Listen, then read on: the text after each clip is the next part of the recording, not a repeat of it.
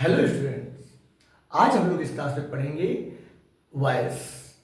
English grammar का एक बहुत स्पेशल टॉपिक होता है वॉइस, जिसको हम दो कैटेगरी में बांटते हैं, एक्टिव वॉइस और पैसिव वॉइस।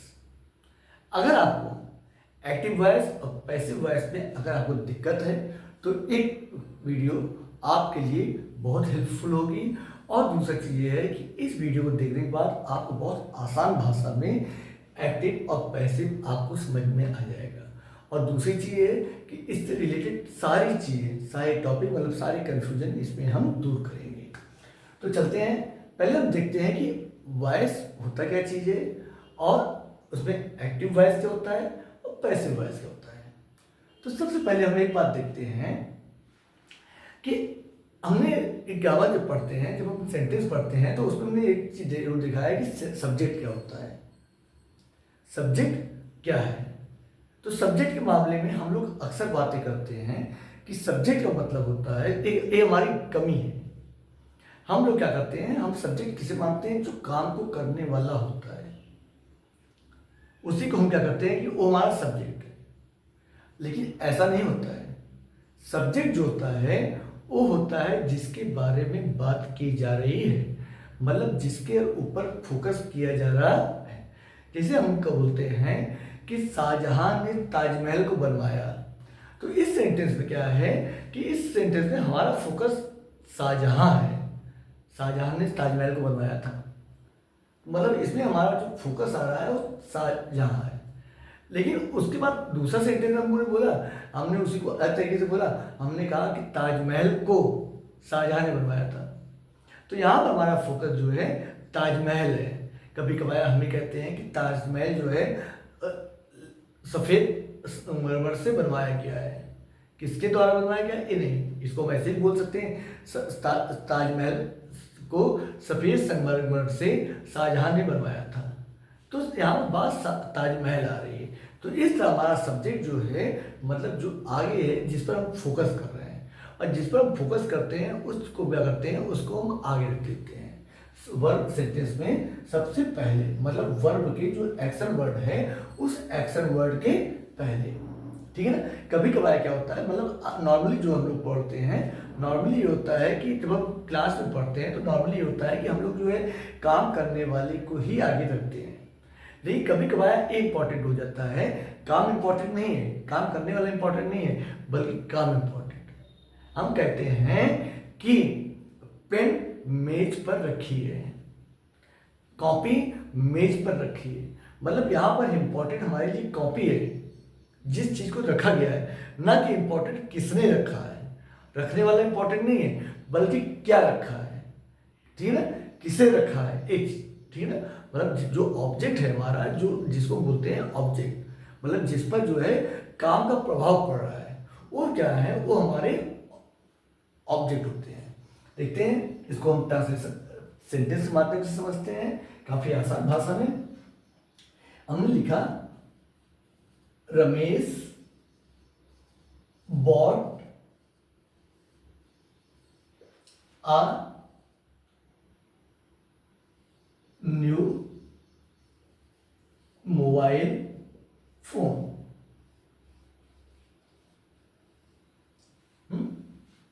आ न्यू मोबाइल फोन, रमेश ने एक नया मोबाइल खरीदा। यहां पर काम क्या है, ये हमारा वर्ब है। ओके, ऐसे सेंटेंस होते हैं जिसमें हम काम को करने वाले, इसको करने वाला है, इसके करने वाले को अगर हम आगे रखते हैं, मतलब जो है हमारा जो काम करने वाला है उसी को हमने सब्जेक्ट बनाया है। यहाँ पर मोबाइल फोन हमारे लिए इंपॉर्टेंट नहीं है, यहाँ पर इंपॉर्टेंट हमारे लिए कौन है? रमेश इंपॉर्टेंट है। हम इसको क्या हुआ, इसको रमेश इंपॉर्टेंट है यहाँ पर। तो ये हमारा क्या होगा, ये बार सब्जेक्ट है। तो यहाँ पर क्या है, काम को करने वाला आगे। और दूसरे में क्या है, a new mobile phone, a new mobile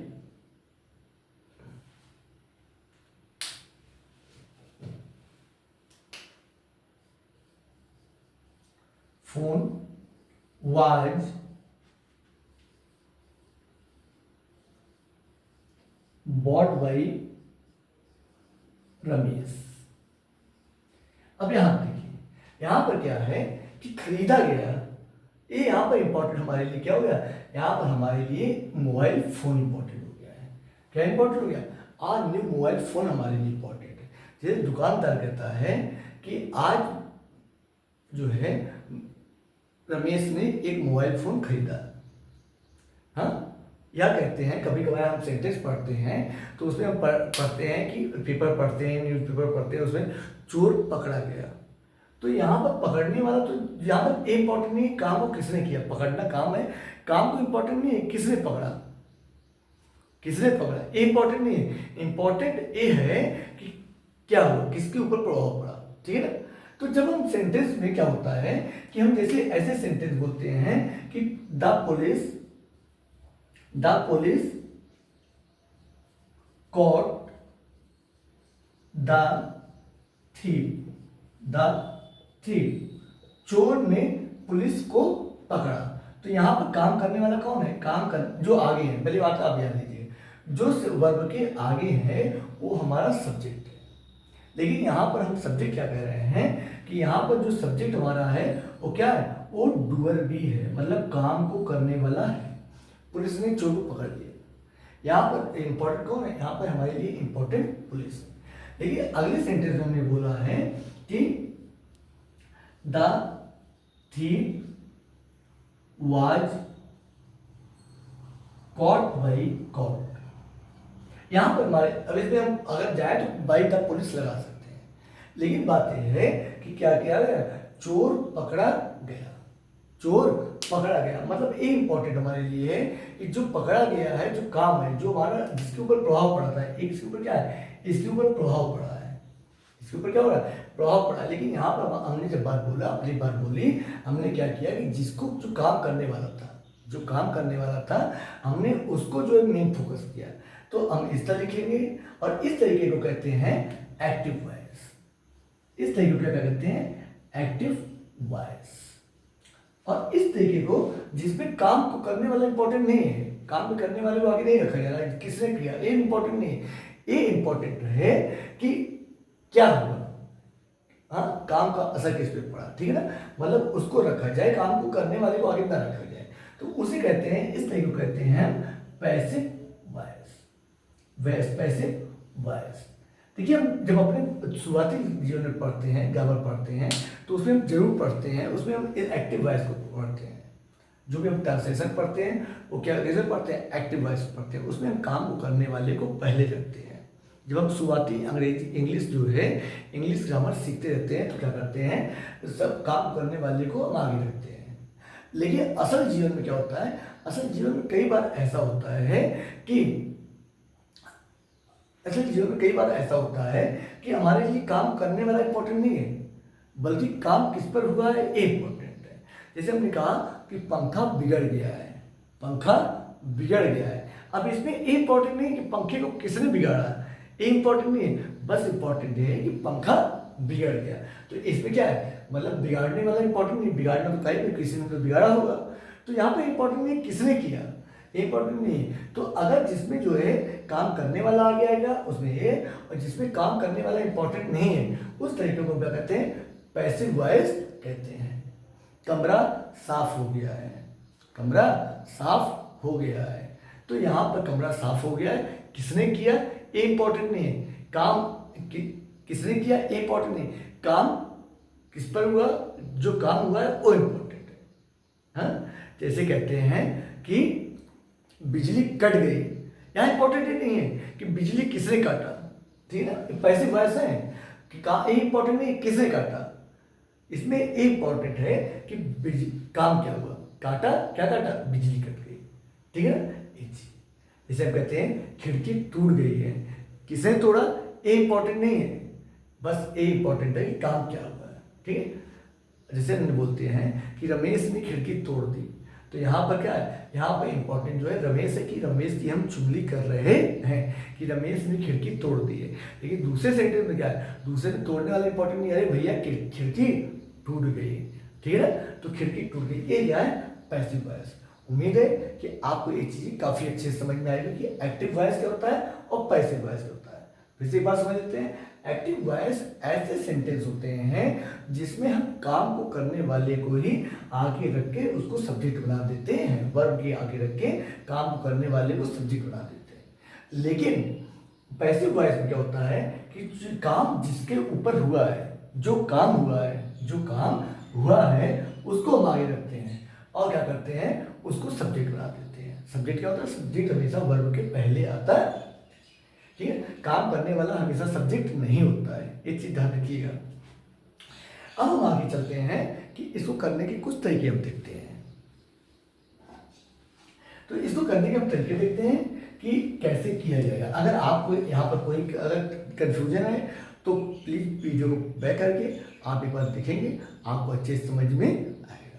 अब हम चलते हैं आगे कि एक्टिव किस प्रकार के सेंटेंस का पैसिव वॉइस बनाया जा सकता है। ये जरूरी नहीं है कि जिसमें पैसिव वॉइस हमेशा सबका हर सेंटेंस का बन जाएगा, ठीक है। तो देखिए पहली बात आप जान लीजिए, जैसे एक सेंटेंस हम लिख रहे हैं कि सुरेश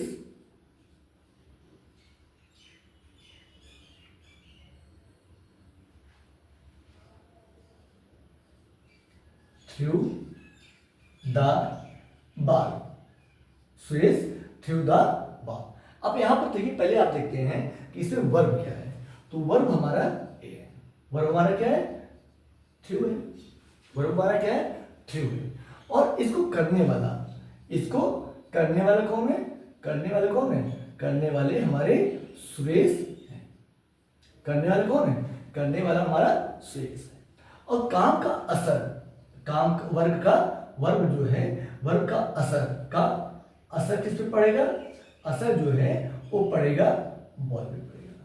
किस पे पड़ेगा, काम को करने का असर जो है, जो सुरेश करने ने क्या काम किया, इस वर्ब काम क्या हुआ, फेंकने का काम हुआ। किसने फेंका, सुरेश ने फेंका।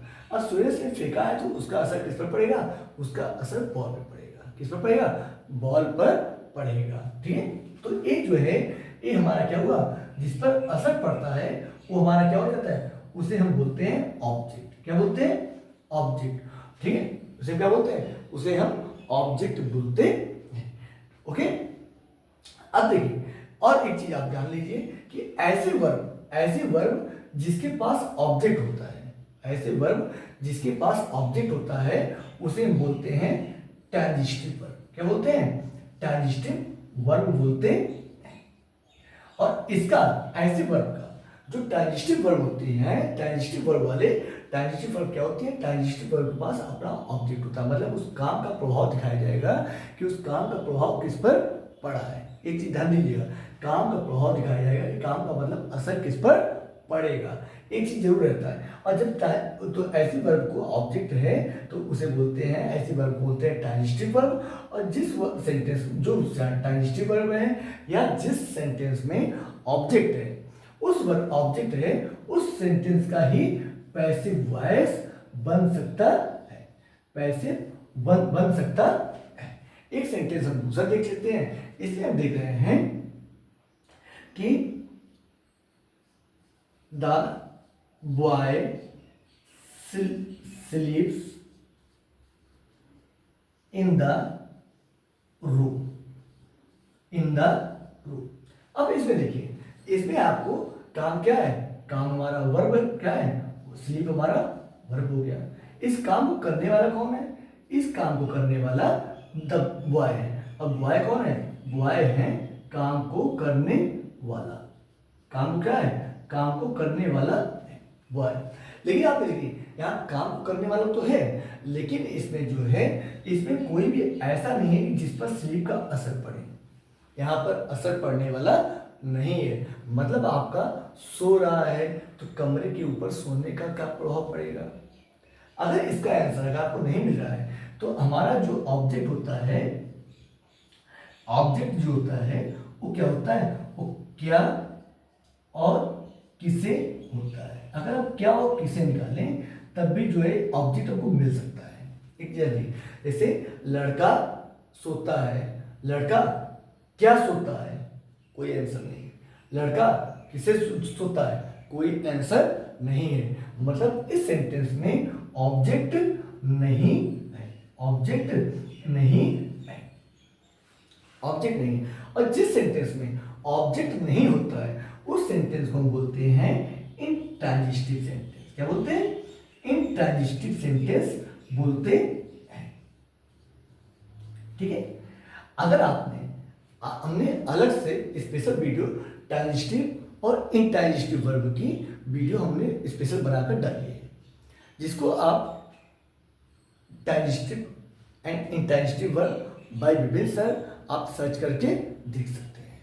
ठीक है ना, transitive and intransitive verb bye Vipin sir करके आप देख सकते हैं। तो यहाँ पर जो है इस वर्ब जो है और जो इंट्रांजिटिव वर्ब होती हैं, जिसमें इंट्रांजिटिव वर्ब है उसका पैसिव जो है नहीं बन सकता, उसका पैसिव नहीं बन सकता है। ओके, आपको उम्मीद है कि इतनी बात आपको काफी अच्छे से समझ में आई होगी। ठीक है ना, देखते हैं। मतलब हमने सबसे पहले क्या सीखा, हमने एक्टिव वॉइस सीखा कि एक्टिव वॉइस किसे कहते हैं और पैसिव वॉइस किसे कहते हैं। और ऐसे सेंटेंस को भी हमने देखा कि किन सेंटेंस का हम पैसिव वॉइस बना सकते हैं और किन सेंटेंस का पैसिव वॉइस नहीं बना सकते। क्यों नहीं बना सकते? क्योंकि यहाँ पर क्या है, यहाँ पर जो है बॉल, हमने क्या कहा, पैसिव का मतलब होता है काम को सुप्रीम रखा जाए, करने वाले को सुप्रीम नहीं, करने वाला नहीं है मेन, बल्कि क्या है, काम मेन है।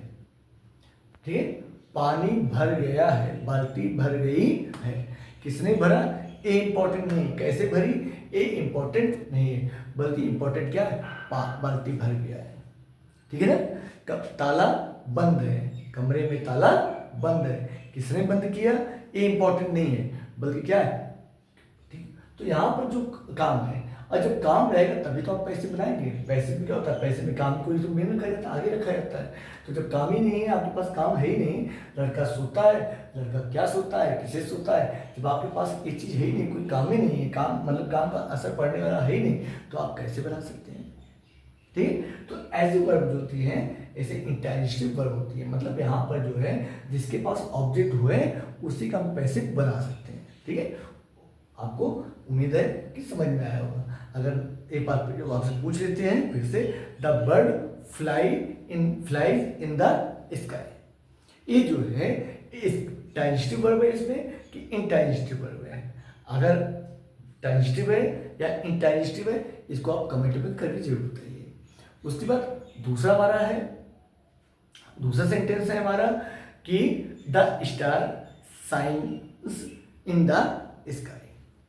ये जो है SHINES, the star shines in the sky, एक ट्रांजिटिव है कि इंट्रांजिटिव है? उसके बाद अगला sentence, teacher teachers us in the classroom, इसको हम देखिए एक ट्रांजिटिव है कि इंट्रांजिटिव है। ठीक है ना, अगर क्या और किसे, टीचर पढ़ाता है, क्या पढ़ाता है या किसे पढ़ाता है, अगर ए आंसर है तो ऑब्जेक्ट है, ए क्या, ए ऑब्जेक्ट की पहचान है। तो आप ऐसे सेंटेंस को, इन तीनों सेंटेंस को जो हमने बोला है, आप कमेंट बॉक्स में जरूर बताइए कि आप क्या, आपको ये समझ में आया? अगर हाँ तो फिर आगे चलते हैं, और अगर आपको नहीं समझ में आया तो प्लीज़ एक बार वीडियो को बैक जरूर करें। चलते हैं अब आगे कि हम एक्टिव को पैसिव में कैसे चेंज करें। हमने अभी सीख लिया कि कौन से सेंटेंस हैं जिसको पैसिव में बना सकते हैं। अगर ऐसा सेंटेंस मिलता है जो बिना ऑब्जेक्ट मिलता है, जिसमें वर्ब का ना हो कि लड़का खेला, क्या खेला, किसे खेला, अगर ऐसा आंसर नहीं है तो इसको आप पैसिव में नहीं बना सकते हैं। ये आप अपने पहले दिमाग में रख लीजिए कि पहला काम क्या है पैसिव बनाते समय, कि हमको ये देखना है कि पैसिव बन सकता है या नहीं बन सकता। ठीक, अब चलते हैं हम आगे, और अब आप उठा लीजिए रफ कॉपी, उठा लीजिए अपना नोट्स बनाने के लिए, ताकि आपको जो है दोबारा आपको इस प्रकार की कोई दिक्कत ना हो। ठीक है, तो अब हम चलते हैं, अब हम चलते हैं इस प्रकार के सेंटेंस को खूब अच्छे तरीके से देखने के लिए। तो सबसे पहले हम चलते हैं, इसको हम जो अभी बुक की लैंग्वेज है उसकी लैंग्वेज में बताएंगे, और काफ़ी आसान लैंग्वेज में दूसरे तरीके से भी बताएंगे। तो यहाँ पहला हम देख रहे हैं कि अगर आपका सेंटेंस प्रेजेंट इंडेफिनिट होता है, प्रेजेंट इंडेफिनिट है, अब प्रेजेंट इंडेफिनिट आपको कैसे पता लगता है, पहली बात तो आप ही जान लीजिए। प्रेजेंट इंडेफिनिट आपको कैसे पता लगेगा कि ये सेंटेंस प्रेजेंट इंडेफिनिट है या नहीं है। तो इसकी पहचान क्या है, पहले आप देख लीजिए। इसको आप अगर इसको देखें क्लास, तो आपको याद करने की जरूरत नहीं रहेगी।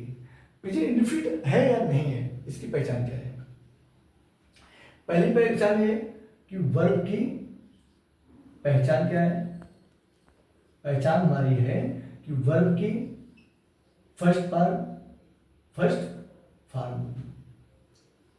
हाँ फर्स्ट फॉर्म। दूसरी पहचान हमारी क्या है, पहली पहचान। दूसरी पहचान क्या है, फर्स्ट की वर्ब की फर्स्ट फॉर्म प्लस एस या ईएस रहेगा, ठीक है। तीसरी पहचान डू या डज रहेगा, ठीक है। इनमें 3 कंडीशन हो सकती हैं। या तो आपका सेंटेंस में डू या डज लिखा रहेगा, या तो वर्ब की फर्स्ट फॉर्म रहेगी, या तो वर्ब की फर्स्ट फॉर्म के साथ एस या ईएस रहेगा।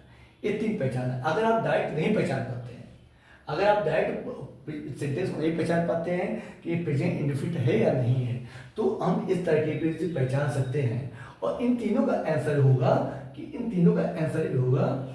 इनमें हेल्पिंग वर्ब क्या लगेगा, अगर इज एंड और आर, इज एंड आर।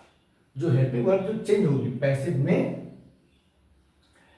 क्या लगेगा, जब पैसिव बनाएंगे तो इसमें हेल्पिंग वर्ब क्या हो जाएगी, इज एंड आर हो जाएगी। क्या हो जाएगी, इज एंड आर। दूसरी कंडीशन, दूसरा सेंटेंस हमारा क्या है, दूसरा सेंटेंस हमारा है, चलिए पहले इसको हम देख लेते हैं, पहले इसको हम चेक कर लेते हैं। देखिए इसको हम चेक करते हैं सबसे पहले कि पहले हम अपना सेंटेंस चेक कर लेते हैं ताकि हमारी कोई गलती इसमें ना रह जाए। अब देखिए इसमें कह रहे हैं कि अनुराग मेक्स आर माई,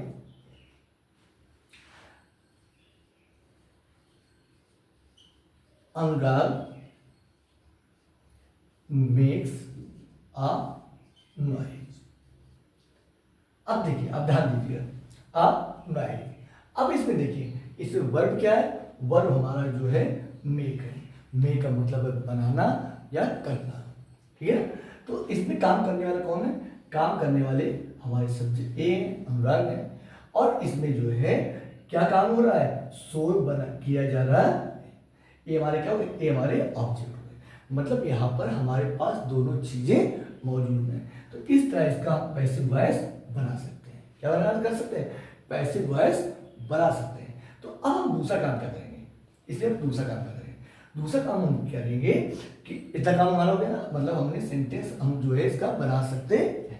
अब हम क्या करेंगे, इनको दोनों को क्या कर देंगे, इनको दोनों को एक दूसरे से हम कर दिए ट्रांसफर, इनको भेज दिए यहाँ पर आ नॉइज, आ नॉइज, और अनुराग को भेज दिए, अनुराग को, क्योंकि ये पीछे जाएंगे। देखिए ठीक है ना, अगर किसी व्यक्ति को उठा के आप पीछे करोगे तो सीधे सीधे नहीं जाएगा, उसको कुछ ना कुछ चाहिए, बिना घूस लिए वो व्यक्ति नहीं जाएगा। आप बताइए, कोई व्यक्ति अगर बैठा है, अगर अच्छे खासे आगे बैठा है तो पीछे काहे नहीं जाएगा, अगर उसे कुछ नहीं मिलेगा, आप उसे कुछ एक्स्ट्रा नहीं दोगे तो पीछे काहे नहीं जाएगा। आगे आने के लिए तभी तैयार रहते हैं, आगे आने के लिए तभी तैयार है। भाई आपको ईमानदारी से बोलना है तो ईमानदारी से बोलना है, भाई ठीक है, लोग ईमानदारी से बोलो, गवाही देना है ईमानदारी से दे देगा। लेकिन अगर झूठ बुलवाना है तो जाहिर सी बात है, कुछ ना कुछ तो आपको देना ही पड़ेगा। उसी तरह यहाँ इनको जो है अनुराग को उठा के आपको पीछे करना है तो इनको कुछ ना कुछ कमीशन चाहिए। तो कमीशन इनको हम देते हैं बाई। क्या कमीशन देंगे, हम जब भी किसी को पीछे करेंगे तो उसको कमीशन क्या दे देंगे, बाई। आ अनुराग, भाई अनुराग, भाई अनुराग। अब देखते हैं, अब बचता है हमारे पास मेक्स। क्या बचता है, मेक्स बचता है। तो यहाँ पर देखिए क्या है कि यहाँ पर जो है हम लोग, अब एक बात आप ध्यान दीजिएगा कि पैसे में हमेशा जो है कोई भी हेल्पिंग वर्ब हो, लेकिन वर्ब की हमेशा जो है थर्ड फॉर्म का यूज किया जाता है। एक चीज आप ध्यान दीजिए, इसमें कोई भी कंफ्यूजन नहीं है कि मेन वर्ब जो होगी वो हमारी थर्ड फॉर्म होगी। तो यहाँ पर जो है मेक्स जो है ये क्या है, ये मेक है, तो मेक की थर्ड फॉर्म हो गई, क्या हो गई, मेक की थर्ड फॉर्म। लेकिन पहले क्या है, पहले हेल्पिंग वर्ब लगेगी। पहले क्या है, पैसिव वॉइस में हमेशा हेल्पिंग वर्ब जरूर लगती है। तो देखिए अनवाइज जो है ये क्या है, एक जो है सिमिलर में आ रहा है, क्योंकि सिमिलर है तो सिमिलर के हिसाब से यहाँ क्या लग जाएगा, इज लग गया। क्या लग गया, इज। हेल्पिंग वर्ब क्या लग गया, इज लग गया। और मेक क्या हो गया, मेक आपका बन गया थर्ड फॉर्म। क्या बन गया, मेक हमारा क्या बन गया, मेक हमारा जो है क्या बन गया, एक थर्ड फॉर्म बन गया। ठीक है, देखिए अनवाइज इज मेड बाई अनुराग, और इस तरह हमारा ये पैसिव बनकर तैयार हो जाता है। इसी तरह अगर आप देख रहे हैं, अगर आप देख रहे हैं कि कह रहे हैं ही रिस्पेक्ट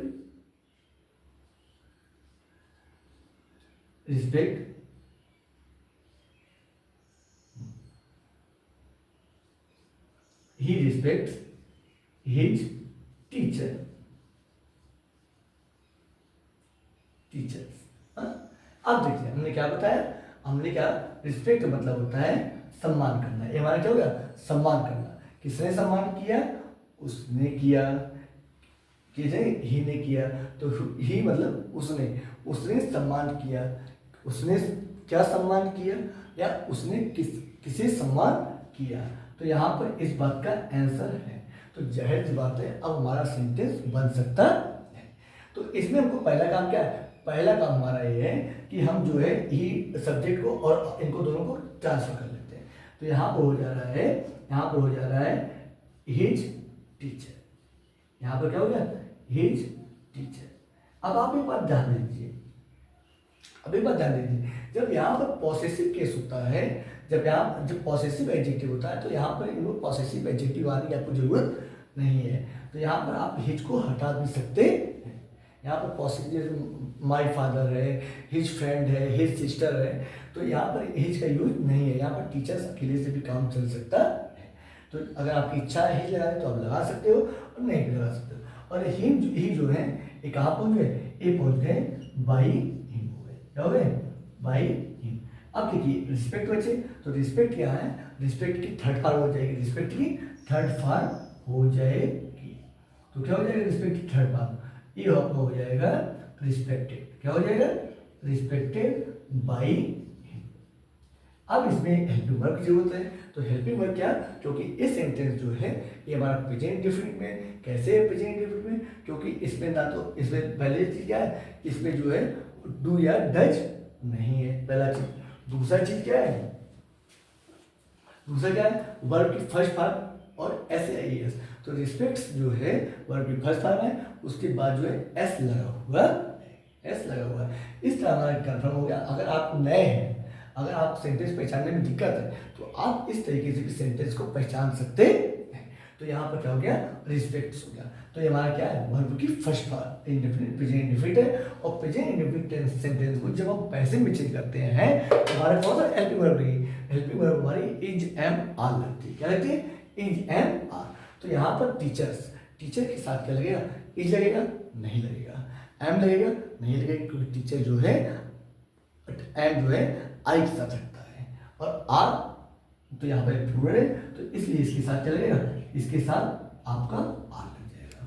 ओके, इसके साथ क्या लग जाएगा आपका, इसके साथ आपका आर लग जाएगा। ओके, तो आपको उम्मीद है कि ये सेंटेंस काफी अच्छे से समझ में आया होगा।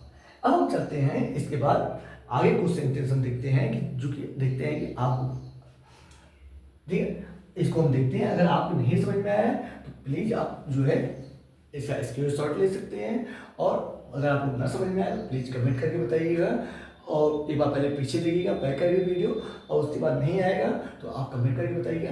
आपको नेक्स्ट क्लास में जो है जहाँ पर आपको कन्फ्यूजन हो उस कन्फ्यूजन को हम दूर करेंगे।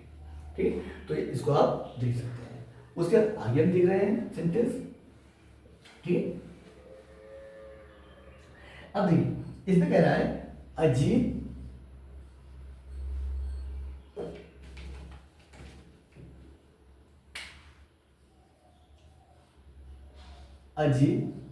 डज नॉट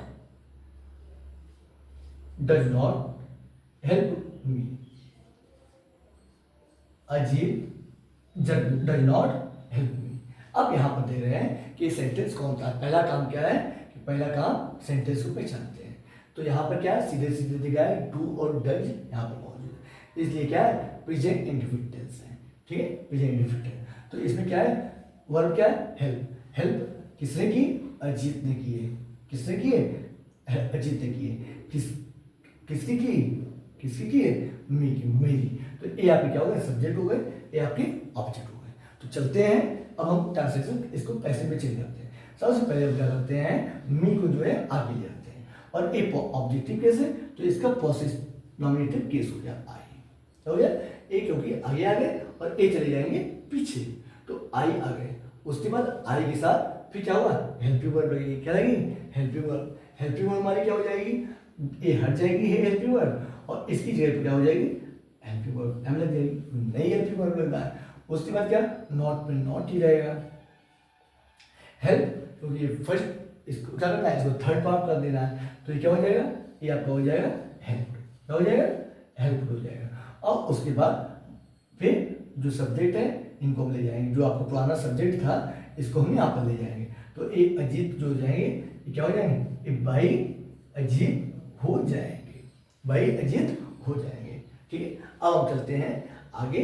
अब आपको कुछ हम एक्सरसाइज दे रहे हैं और उसको करके आप उसके आंसर जो है कमेंट बॉक्स में जरूर डालिए।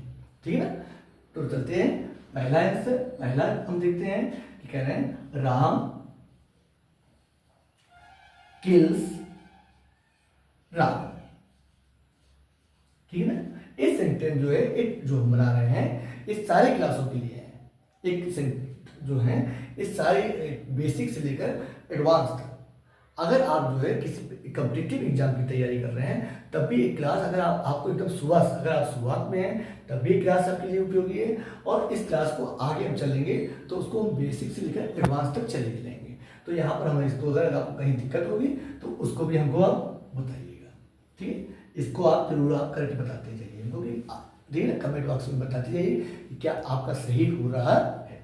अब उसके बाद को he eats an Apple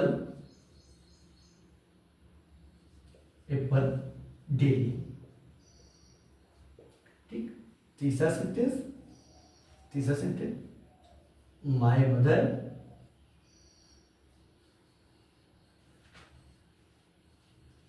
कुक्स the food.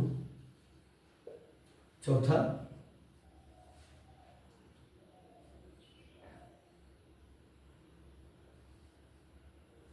boys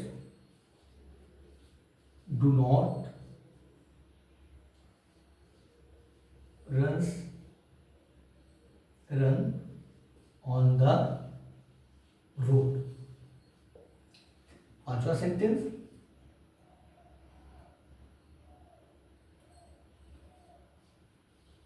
stars shines in the sky। अगर आप जो है, अगर आप कर इसका सही है आंसर कमेंट बॉक्स में आप डालिए, और उसके बाद ये भी देखिएगा कि इसमें किसके किसके एक्टिव पैसिव बन सकते हैं। तो आप चलते हैं अब अगली क्लास में जो है हम आप लोगों को पास्ट प्रेजेंट इन कंटिन्यूअस और भी जो बाकी सेंटेंस हैं, बाकी जो टेंस हैं उनके हम करना आपको सिखाएंगे। उसके बाद असर्टिव सेंटेंस के बाद असर्टिव, ठीक है, असर्टिव के बाद हम लोग इंट्रोगेटिव सेंटेंस पढ़ेंगे। उसके बाद हम लोग जो है इम्पेरेटिव सेंटेंस पढ़ेंगे, और फिर उसके बाद एक्सक्लेमेटिव और ऑब्जेक्टिव सेंटेंस का भी बनाना हम सीखेंगे। तो ठीक है, तो एक क्लास आपके लिए, अगर आप बिगिनर हैं तो आपके लिए भी इम्पोर्टेंट है, अगर आप किसी कॉम्पिटिटिव एग्जाम की तैयारी कर रहे हैं तब भी आपके लिए एग्जाम इम्पोर्टेंट है, क्योंकि इसके आगे जो सीरीज चलेगी उसमें हम काफ़ी सारे जो है एक्टिव पैसिव की जो है जो हाई लेवल के हैं, कॉम्पिटिटिव एग्जाम के लेवल के हैं, उनकी भी हम लोग करेंगे, हम उनकी भी प्रैक्टिस करेंगे। तो मिलते हैं हम आपसे नेक्स्ट क्लास में। अगर आपको क्लास पसंद आई तो प्लीज़ आप चैनल को, वीडियो को लाइक करें और चैनल को सब्सक्राइब करें।